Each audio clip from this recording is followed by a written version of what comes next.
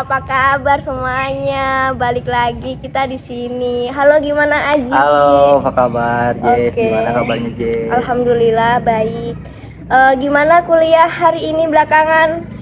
Kalau kuliah ya semester 6 kan sekarang kita ya masih bisa dijalani dengan baik lah. Oke, bagus.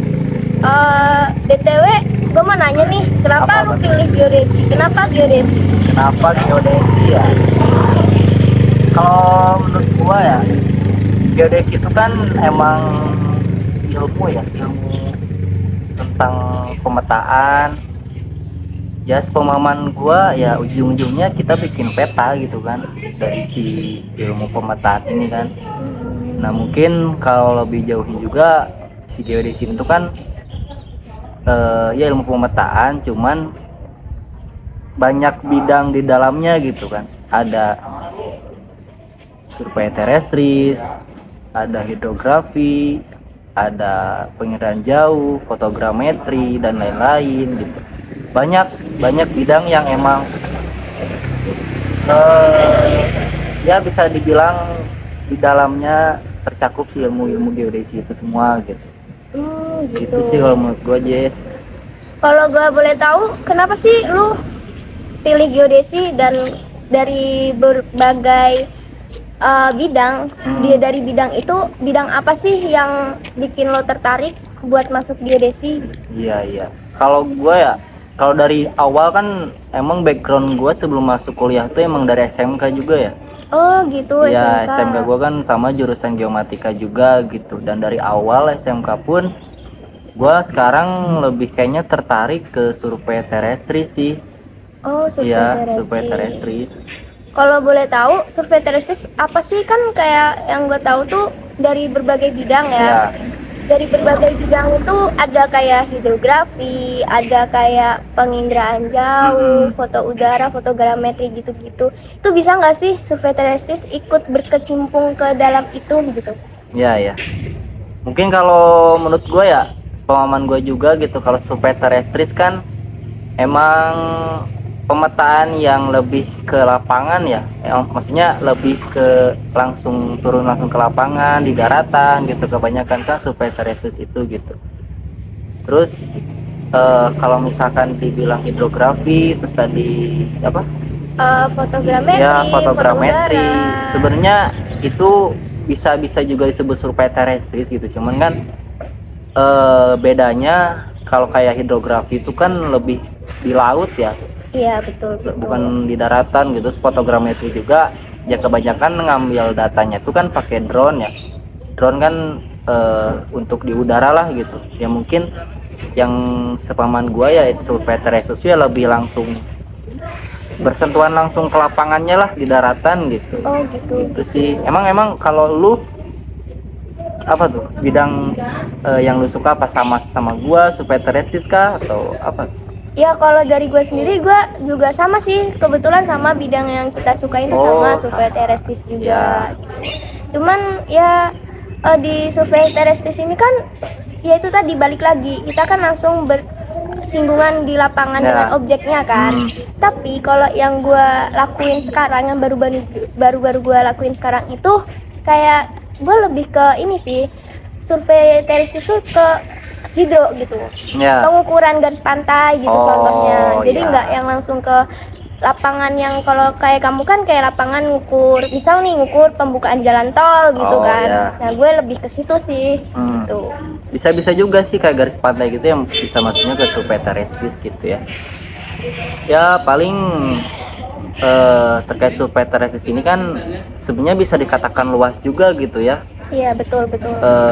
Terkait kondisional di lapangan pengukurannya seperti apa gitu. Cuman paling kadang kan orang-orang tuh pilih suatu bidang ataupun profesi gitu ya, sekarang kita geodesi gitu karena ada tujuan akhir yang emang dia pengen capai gitu, misalkan kayak prospek kerjanya seperti apa gitu kan. Betul. Nah kalau dari lu sendiri nih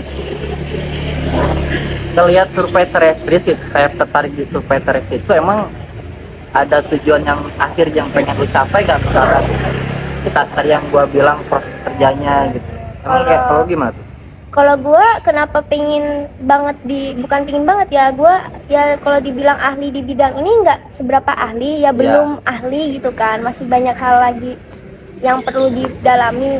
Kalau tujuan gue, prospek kerja gue pengen masuk ke BPN sih, karena kalau iya BPN juga kan gimana ya, Indonesia ini masih butuh banget tanah yang harus diukur gitu. Dengan program PTS-nya Iya itu betul, ya ada ya? betul. Ya, Betul sekali. Kalau kamu sendiri maunya kemana nih prospek kerja kamu? kalau gue ya selama sekarang gitu gue berkuliah gitu ya, nemu apa teman-teman, entah itu seangkatan ataupun angkatan atas, angkatan bawah, ataupun yang sudah alumni, yang sudah bekerja gitu. Kadang gue tertarik prospek kerjanya lebih ke bidang eh, survei di tambang. Oh, Tambang. lebih ke tambang ya? Nah, itu kalau dari gue pribadi ya, mungkin dimanapun kita bekerja gitu ya, entah itu di semua bidang, tetap ada resikonya masing-masing Iya gitu ya. betul betul. Cuman di sini ya yang orang tahu gitu ya, kayak survei tambang itu tuh kan memang risikonya tinggi gitu. Cuman dibarengi dengan gaji yang wow juga gitu. Nah, itu salah satu faktor yang bikin gua tertarik gitulah di tambang gitu ya. Oh gitu. Nah, gitu bikin Gua mau nanya nih, di tambang sendiri itu apa sih persyaratan khususnya untuk bisa jadi bagian dari bidang itu? mungkin gini ya, Jess. Tadi ya gua ngelanjutin yang tadi ya, yang sempat kita mau bahas gitu, yang sekarang kita bahas juga sih. Iya benar-benar. Jadi dalam tambang ya, cuman nggak melulu harus tambang sih, mungkin semua bidang ya yang ada di geodesi itu pekerjaan tentang geodesi. Ada yang namanya SKKNI sama SKA. Oh gitu, iya Ya. ya. Gue pernah denger sih soal itu, Nah, kan, SKKNI sama itu. SKA. Nah, mungkin di sini yang kita coba bahas gitu ya, mungkin sama-sama kita juga belajar gitu ya. Iya benar. Entah itu kita belajar di saat di kampus dan di luar gitu, mungkin sama-sama ini untuk belajar. Benar-benar. Mungkin untuk SKKNI dulu nih. Ya, Kira-kira nih. apa sih SKKNI kalau boleh tahu? Nah, untuk SKKNI ya, gue jelasin yang sepemahaman gue gitu ya.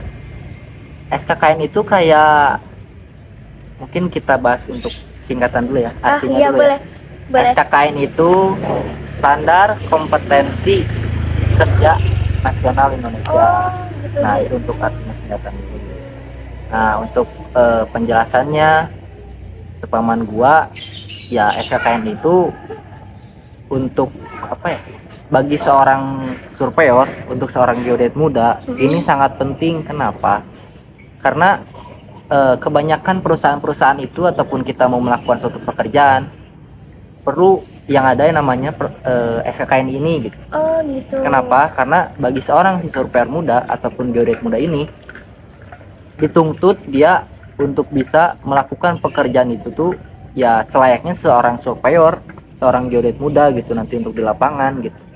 Nah, kayak dimulai dari dia punya keterampilan analisis, pengoperasian alat, ataupun pengerjaan di lapangannya seperti apa, prosedurnya seperti apa. Nah, itu yang namanya SKKN itu ya, bagaimana si surveyor muda atau geodet muda ini tuh mengimplementasikan keterampilan pengetahuannya dalam suatu pekerjaan tersebut. Oh, gitu. Nah, itu pentingnya sih SKKN ini gitu. Cuman gak cuman SKKNI. Oh, iya, ada juga SKA ya. Ada juga SKA. Oke, kalau Nah, SKA gimana tuh itu SKA? apa ya, beda SKA sama SKKN? Kalau dari SKKN tadi kan untuk generalnya yang aku tangkap ya, general untuk sebagai surveyor ahli muda gitu, untuk ke segala bidang juga kan. Ya. SKKN ini. Kalau SKA yang sepemahaman gua nih, SKA itu lebih kayak personality kita gitu loh. Jadi kayak ibaratnya gue pengen ke tambang. Ya. Nah, gue mau di tambang tuh mau jadi apa loh gitu Ya. kan. Gue mau, misal gue mau jadi juru ukur tambang. Nah, itu gue harus punya SKA. Ya. Nah, SKA itu tuh ya standar keahlian kita gitu. Kalau kita mampu di bagian ya ahli apa ya, ahli ukur atau sebagai seorang analisis gitu ya, itu harus gue cantumin di SKA tersebut. Iya. Karena di SKA tersebut itu merupakan salah satu bagian dari persyaratan untuk SKKNI kan gitu. Oh iya, betul betul betul. Jadi setiap kalau satu perusahaan itu pasti bakal kayak ada standarnya masing-masing. Nah, salah satunya itu di SKA tersebut. Iya. Kalau kita tidak punya keterampilan yang kita kuasai di situ, ya mungkin nggak akan bisa jadi bagian dari persyaratan SKKNI. Oh. Nah, untuk itu dari SKA juga tersebut itu harus ada batas minimalnya. Kayak ibaratnya gue ada seminimal-minimalnya itu pengalaman 2 tahun kerja, baru bisa di ACC nih sama si SKKNI. Iya. Kalau emang gue nggak ada pengalaman tersebut, ya mungkin nggak akan bisa gitu. Jadi kalau gua simpulin ya, berarti kan kayak tahapan kita mau menuju pembuatan si SKKN ini tuh diperlukan si SKA dulu kan. Iya, betul sekali. Nah, iya, dan SKKI SKA ini juga harus ada persyaratan dulu terkait misalkan kelulusan kita misalkan S1. Iya, betul. S1 itu kalau nggak salah kayak minimal untuk pengalaman kerjanya itu 2 tahun. Iya, gitu kan. benar 2 tahun. Nah, setelah misalkan persyaratan di SKA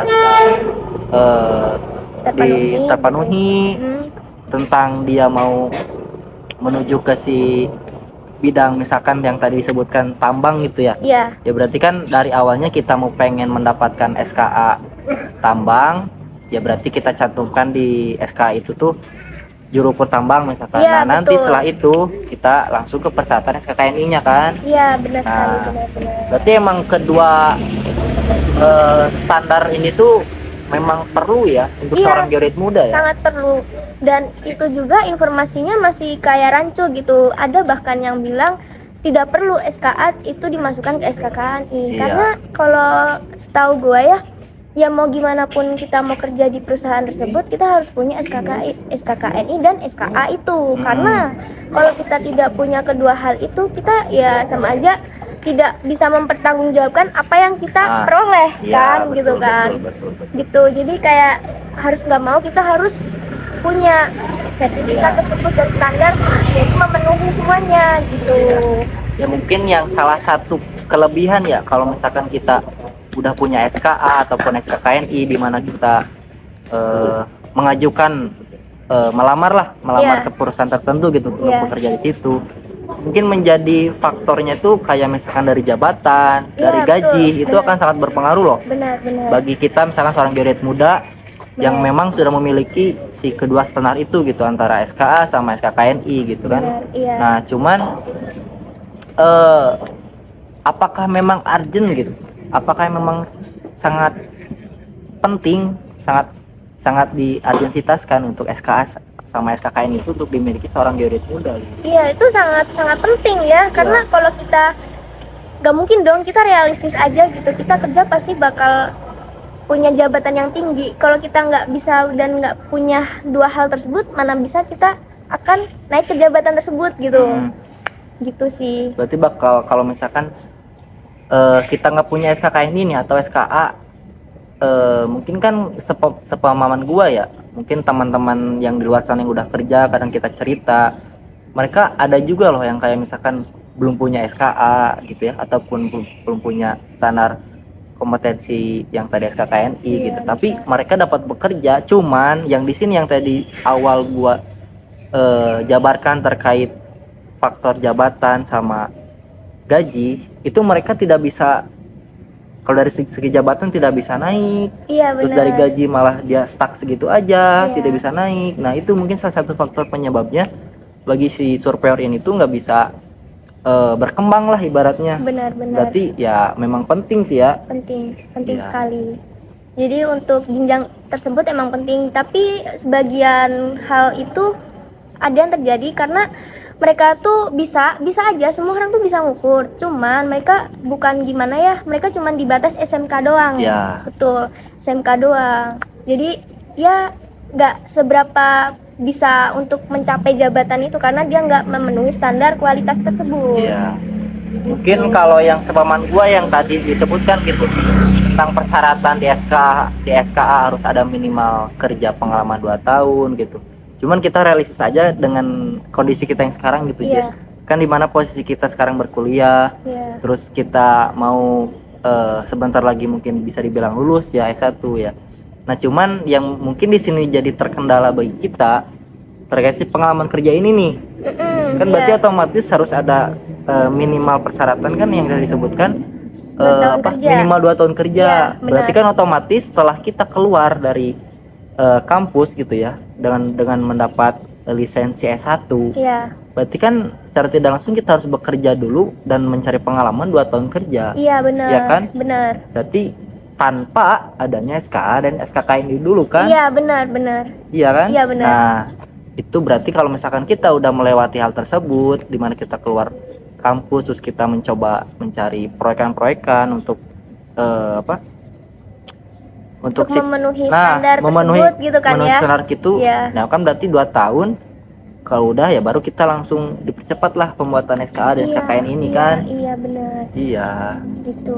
Jadi buat kita yang masih kuliah, kita harus cari relasi di luar gitu buat memenuhi apa yang akan kita capai setelah kita lulus nanti gitu. Iya. Jadi nggak setelah kita lulus nanti kita bingung kayak harus kemana kita cari pengalaman tersebut, dan bisa dibilang itu buang-buang waktu nggak sih gitu kan, yang dimana harusnya 2 tahun tersebut kita udah bisa memenuhi standar itu Iya. gitu kan gitu. Jadi buat kalian semuanya, cari relasi sebanyak-banyaknya, cari pengalaman sebanyak-banyaknya gitu kan, buat bisa memenuhi apa yang kalian capai suatu saat nanti. Iya. Gitu.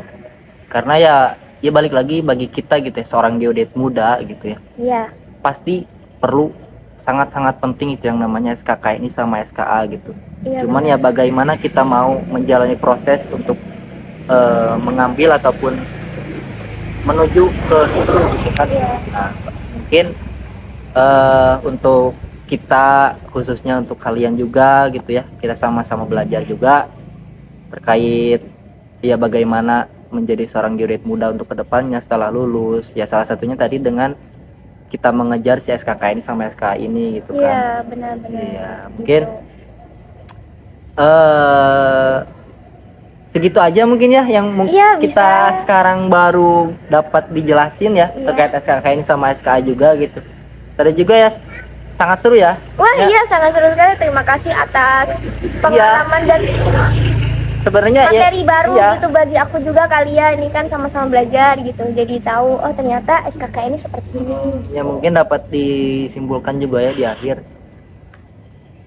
terutama gitu kita di bidang geodesi itu kan sangat luas gitu ya, Iya. sangat luas gitu, entah itu pengukuran dimanapun itu geodesi itu sangat luas gitu. Nah cuman dalam keberlangsungannya terdapat kayak misalkan profesi-profesi di luaran sana yang diharuskan adanya SKN sama SKA gitu kan.